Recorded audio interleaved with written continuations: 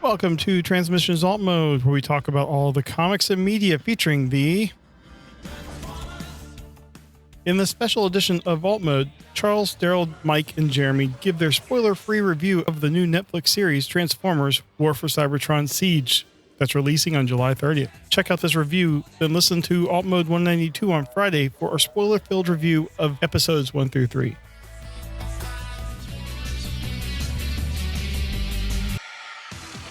Welcome to this special Transmissions podcast event. We are doing a spoiler-free review of Netflix's Transformers War for Cybertron SIEGE.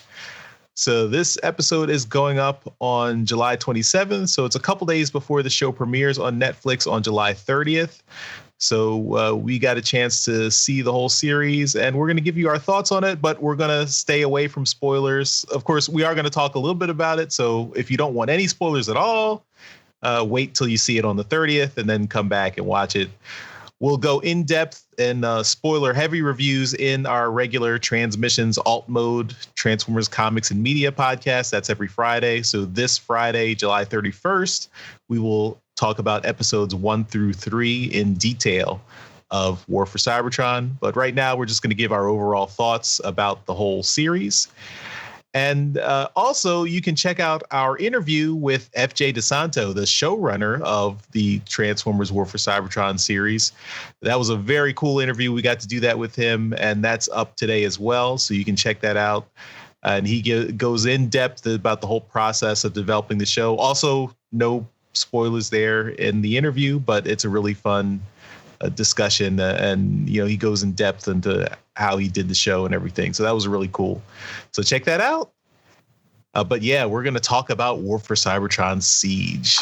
So this is this is what we've been asking for I think a lot of years. A lot of old school fans were saying, look, just give us a very updated animated Transformers show. Do something, do what you did with Voltron and do it for Transformers.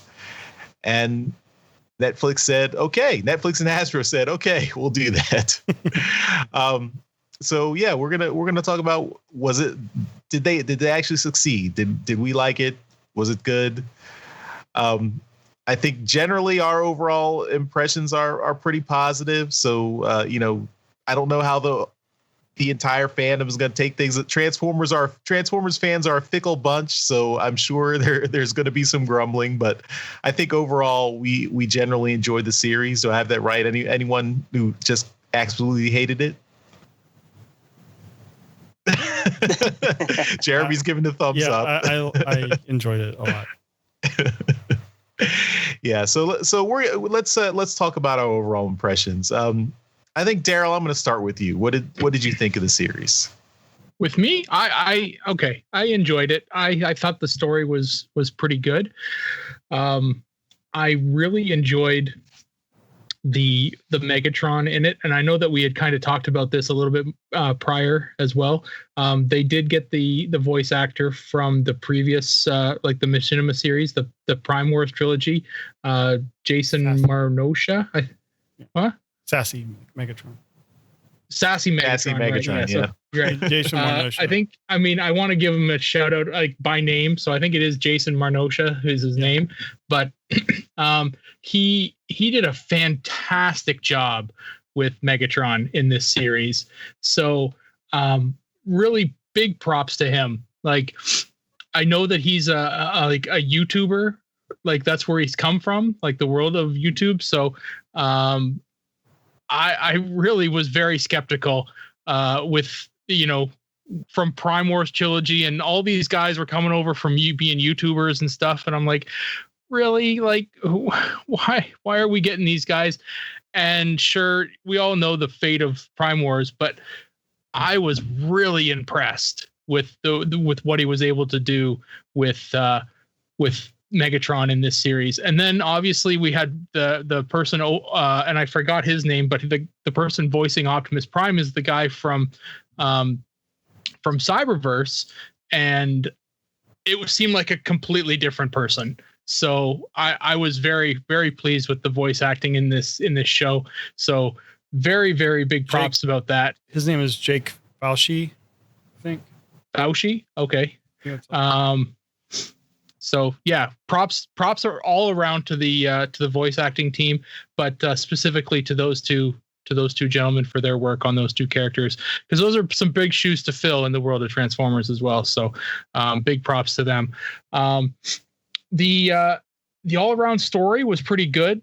I do like it. It we do know that it's following the toy line, so it is something that's continuing on with the Earthrise, and it's something like following the toy line is it's fun because you get to collect the toys and you get to see what's kind of coming with the toy line.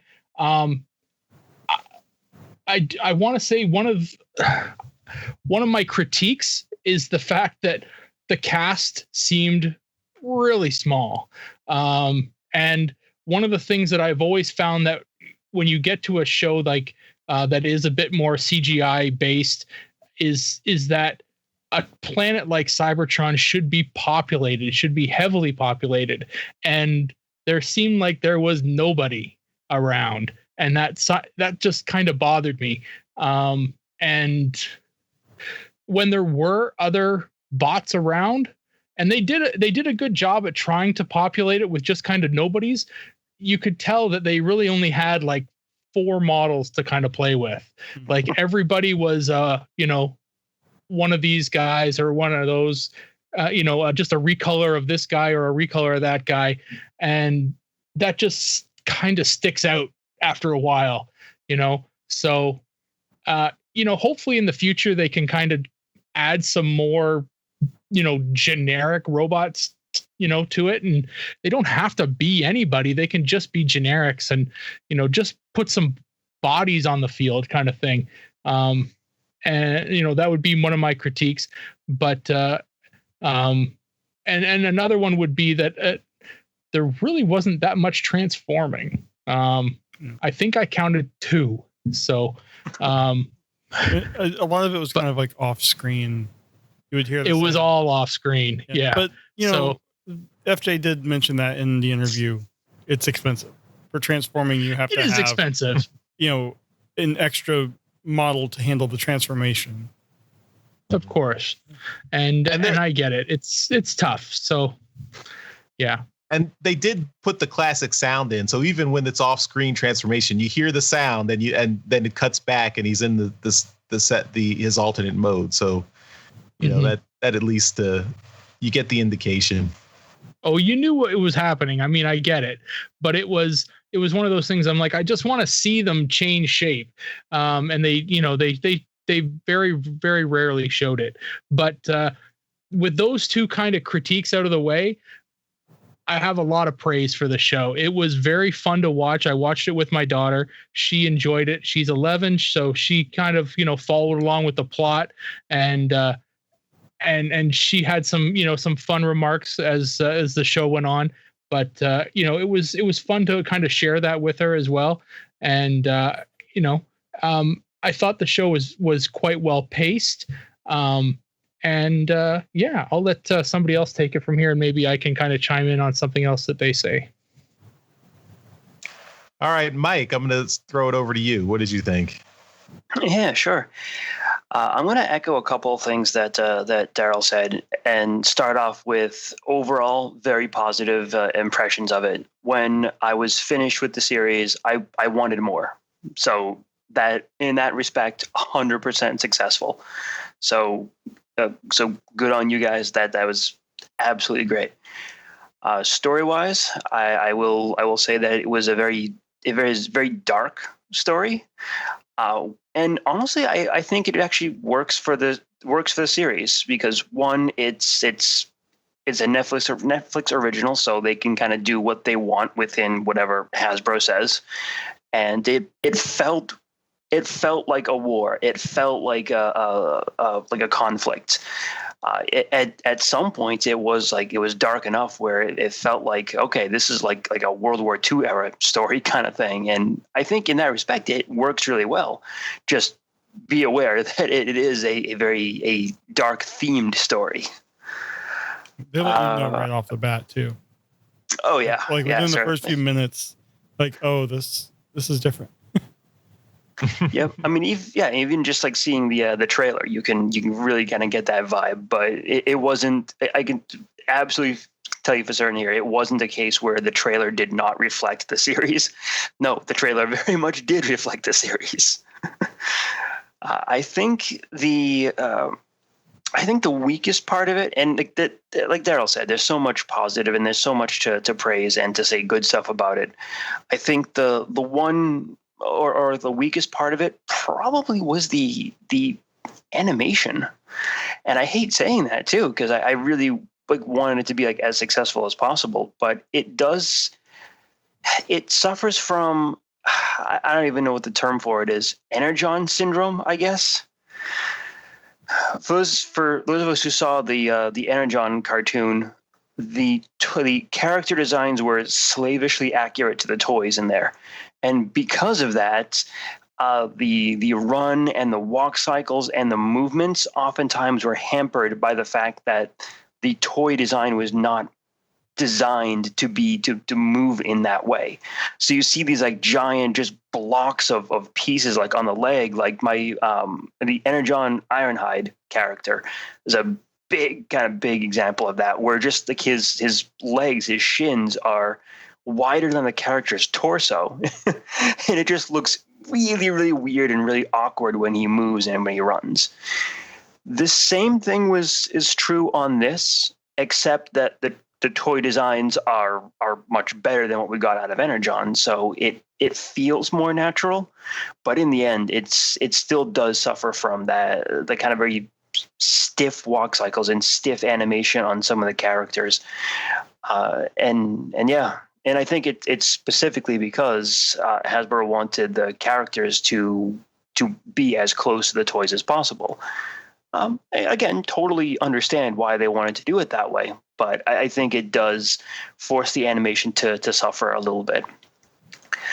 I'll agree with Darryl on the wanting more transformations. Yep, absolutely. I kept the running count too. I think you're right. And yeah, like 2 full-on transformations, like all right. And speaking from someone with a 3D background, yeah, absolutely, it is a pain in the ass to try and get a 3D model to transform like that. And yeah, so just having something like that happen is a huge extra expense and a lot of extra time for what is essentially half a second transformation.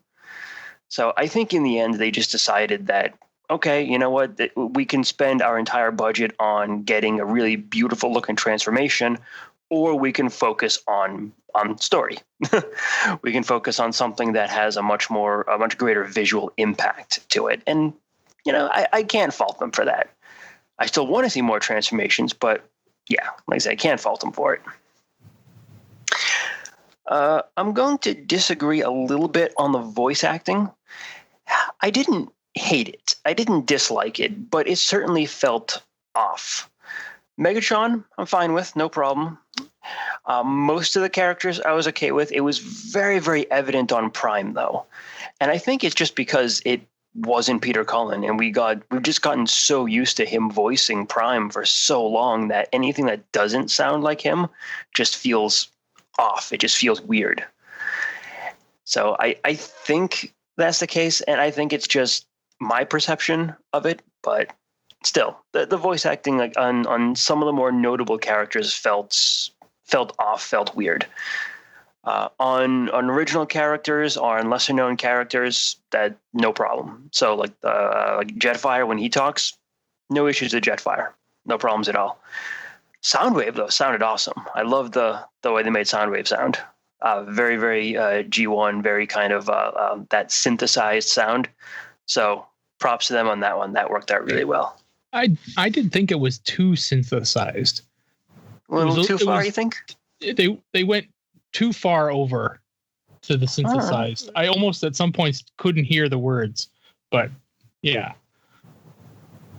Fair enough. I still like it. That's my opinion.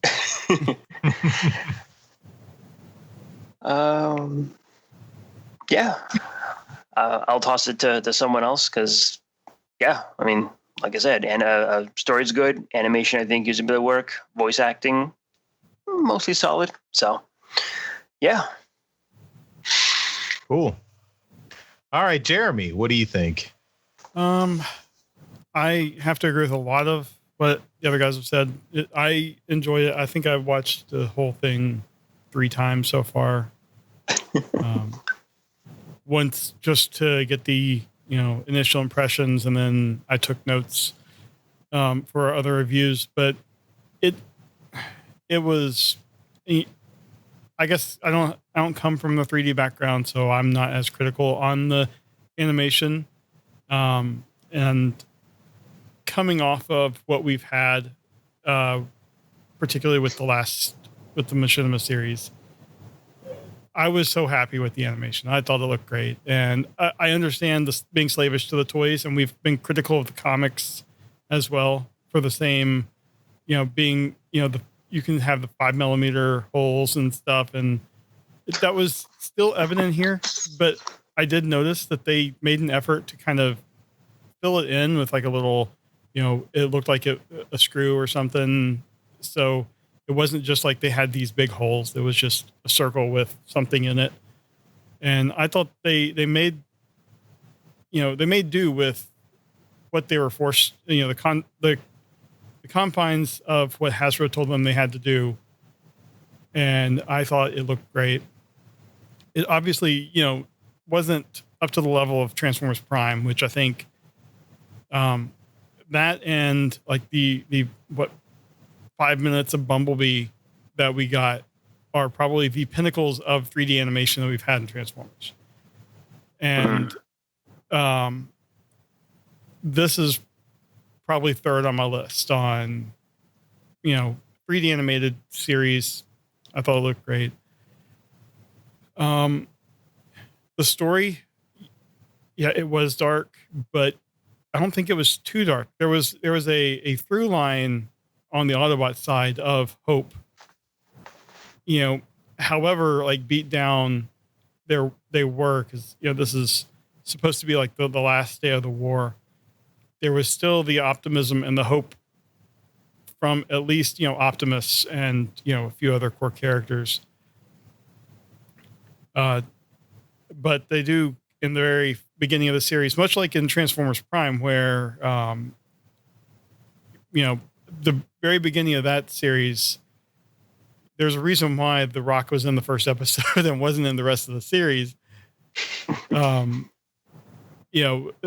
They let you know right away this is going to be a serious story, and I really enjoyed kind of, you get that action, and then there, because you're able to binge it, they just spend so much time developing the characters, and it seemed to me it was very methodically paced, like Megatron in particular. Everything he says seemed to be calculated, and I really enjoyed that. I can already see the message boards just blowing up on how they hated this Megatron because it was so slow. But I personally really enjoyed that, the pacing, and he seemed to know exactly what his end goal was. And I just thought this was a really great Megatron. On the whole, I don't think any character was written to be dumb. So many times we have that where a character will just make stupid decisions and you're like, why would you do that? I think everyone in the show was written to be very well. I mean, Starscream was scheming like you expect Starscream to do. Jetfire, we've seen in the trailer, he starts out as a Decepticon, much like G1, but he's not blind to the cause. And I really appreciate, you're able to see a lot of the decision-making. You see, like Alita 1, who I really enjoyed her characterization. Always questioning, she's, why are we doing it this way? This is, we should be doing this. And she's kind of the conscience of the Autobots, I think. Whereas, Prime is sometimes so single focused. He's missing the bigger picture just because, he wants to go this way. And I just really enjoyed Alita's kind of conscience, and we never really got much of her in G1 outside of like what, 1 episode, 2 episodes. So just one. Yeah. Just one. Let's see, the voice work. I agree with both Darryl and Mike. I enjoyed it for the most part. I can see a lot of what Mike is saying on Prime.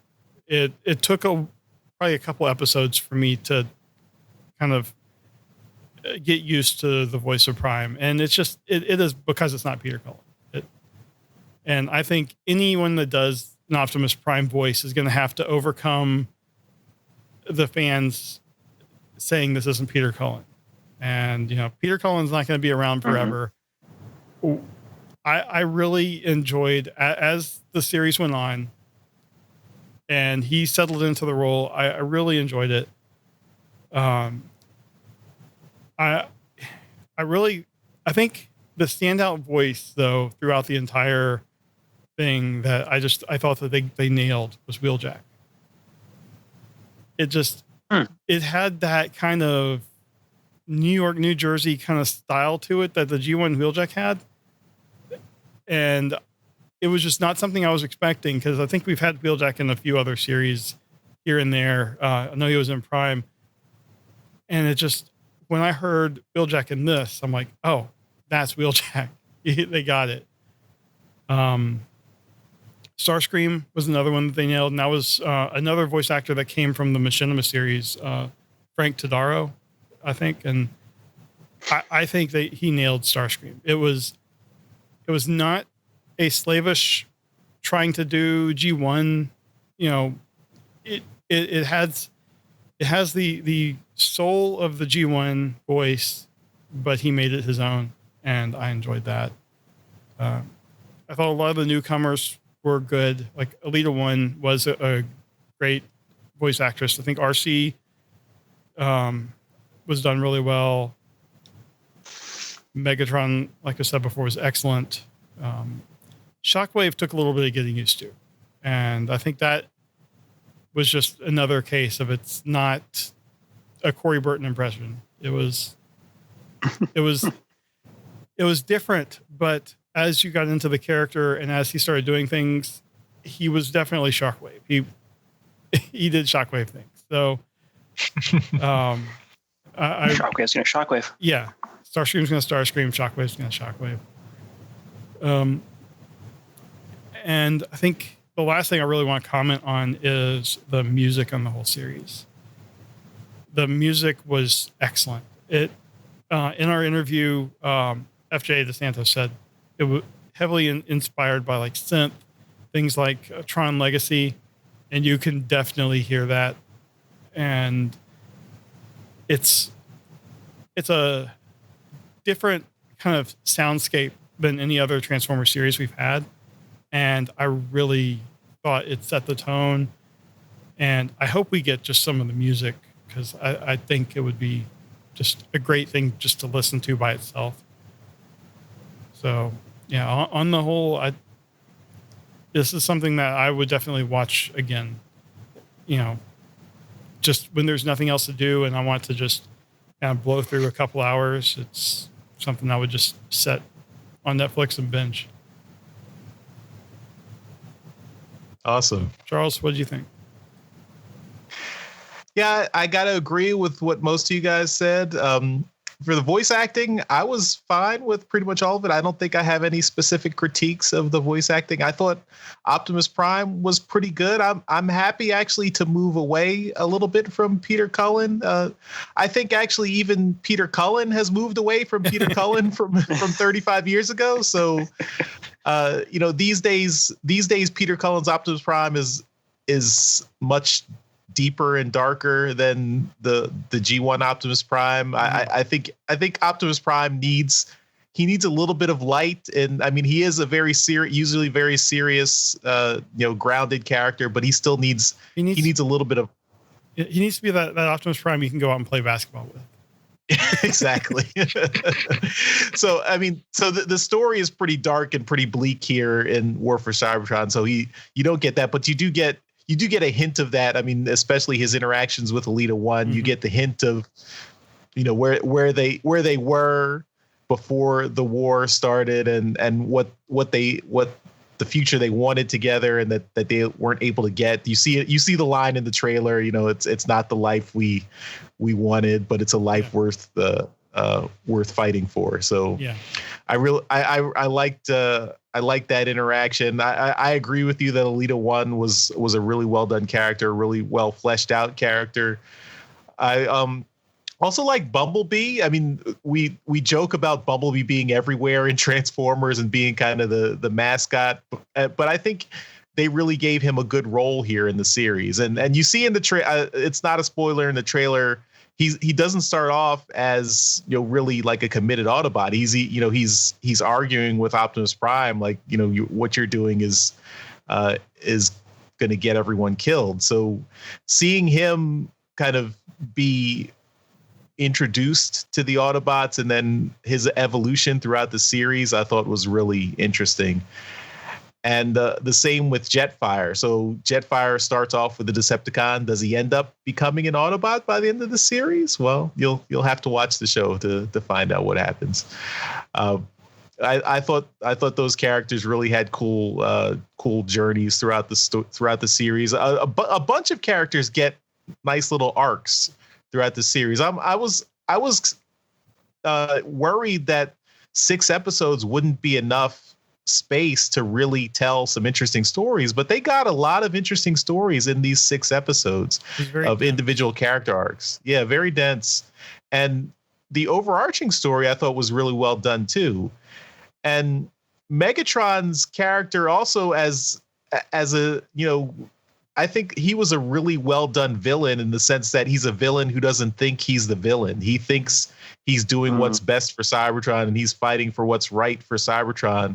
But you see how he, his grudges push him in directions where, like, he starts off saying, okay, I'll do this, but I won't go this far. But then when, he gets pushed and, he doesn't see any other way to win, he says, well, winning is the objective. I have to do what I have to do to win for the Decepticons. And I thought I wouldn't do this, but I'm going to do this anyway. So I really thought that was a good portrayal of Megatron as the villain that is pushed further into villainy just by circumstances and by the situation. And I thought that was his relationship with Optimus Prime and with Ultra Magnus was really interesting throughout the story. And you get a hint of what's gone on before the war, like what these characters' relationships were before the war and what started the war. You get a hint of that. You don't get the full story, but you do get a hint of that. I thought that was really, really interesting. And another thing, that was this story, they're not afraid to kill off characters. So there are some character deaths, which I thought was interesting. You don't. Everyone is not automatically guaranteed to make it out alive just because they have a toy. So I thought that was that was a cool. That they were willing to tell the story and put characters in peril, in real peril. I will agree with Mike about I thought the animation, the movement it felt a little bit sluggish to me, which I think is where it comes from, using the toy models and being so rigidly adherent to the toy models. Although I do say the other thing that kind of stuck out at me was that you can definitely tell the characters that are directly drawn from the toys and the characters that didn't have Siege toys. Like these three characters that are major parts of the story, they didn't have Siege toys, so they have different models. Their models look slightly different. They don't transform. They don't have alternate modes that you see in the show, and you know there's a clear delineation for that. So that also was a little bit of a nitpick for me. Like I know it's if you don't have the models, then you don't show their alt mode. But that's it's a little bit weird to see, like, you know, one scene where they're escaping from something and everyone's just walking. Like, you guys have wheels, just Right. just drive away. What are you doing? Why? I meant to mention too, is just there was a lot of walking or running in the show. I'm like, you guys are vehicles. Yeah.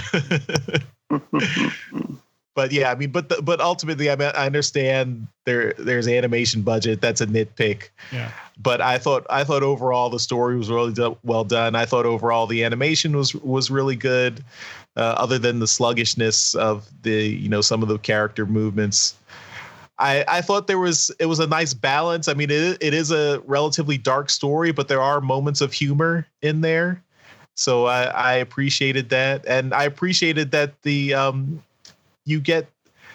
is primarily an Autobot story because they are the underdogs here and their backs are against the wall. But you do get a glimpse into the Decepticons as well, Decepticon society or civilization, and also like all the people on the ground, like all the non-combatants. So neither Autobot nor Decepticon. You get a lot of neutral characters, which you don't really see a lot of in most Transformers stories. So I really appreciated that and thought that was well done. That you see the effects the war has on the rest of the populace as well, and that was I thought that was really well done. So yeah, I came away with a pretty positive impression. I also for going into Earthrise, I'm wondering how or what threads they're going to pick up in Earthrise, because we know Earthrise is going to go to Earth probably.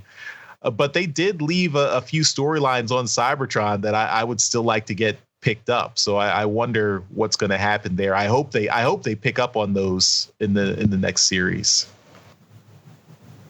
Stay tuned to our episode 3 through 6 review, where we can really speculate on that after having spoiled so much. But yeah.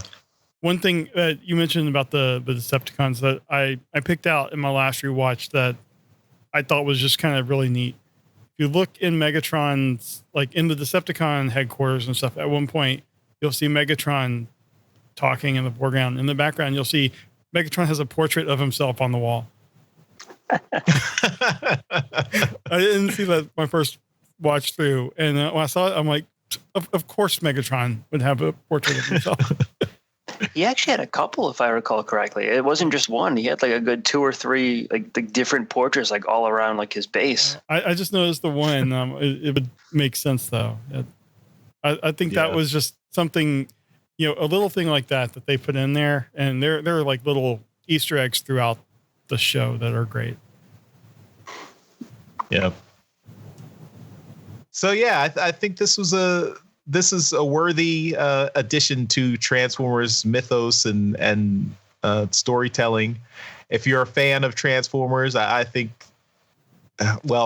I shouldn't say this because Transformers fans find ways to be disappointed in everything, but I think generally most Transformers fans won't be disappointed with the War for Cybertron series on Netflix. I thought it was really well done.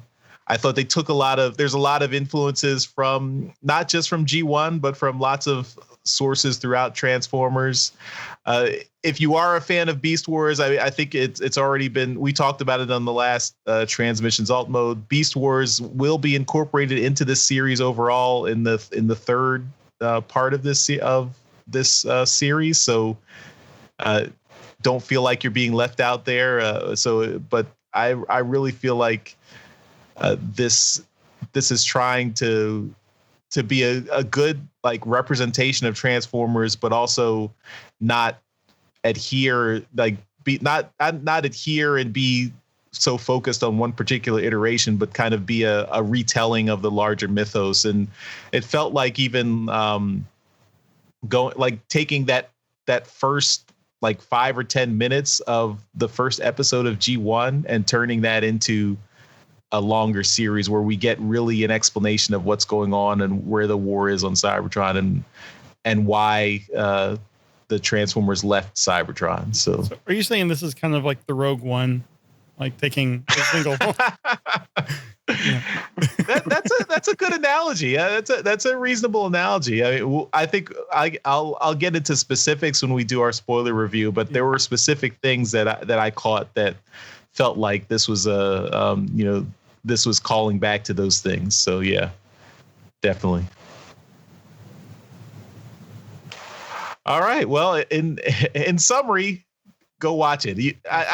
If you don't have a Netflix subscription, I mean, I'm sorry, you should, but I think most people do. But yeah, just go watch it. It's there, July 30th. So this Thursday, it'll be up. Yeah, worldwide. So they had to wait for all the language translations to get the show ready. So everyone should be able to watch it in your preferred language. I recommend English, but that's just me because that's the language I'm I interested to see the Japanese response because they've got some of the classic Japanese voice actors. Right. Yeah. Oh, cool. Yeah. So yeah, I'll be curious to hear about that. Yep. But yeah, so Transformers War for Cybertron Siege. Check that out on Netflix, July 30th. Also check out our interview with FJ DeSanto. That is on our YouTube channel right now. If you have any trouble finding anything from Transmissions, just go to our website, transmissionspodcast.com. You will find links to everything. You'll find links to our FJ DeSanto, both the audio and video productions there. We should have a transcript up as well.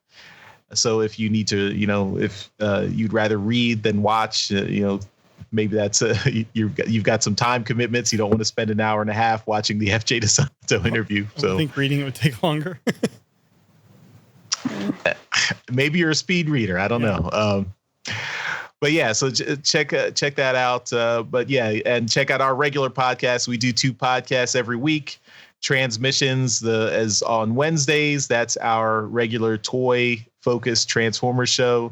And then every Friday is Transmissions Alt Mode, where we talk about comics and media. And of course, this Friday, we will be reviewing episodes 1 through 3 of Netflix's War for Cybertron Siege. And that's it. Thanks, everyone, for watching and listening. And thanks to you guys for hanging out with me and giving your thoughts on Transformers War for Cybertron. Always. It was great. Anytime. All right, everyone. We'll see you. Bye-bye. Bye. Bye. Later.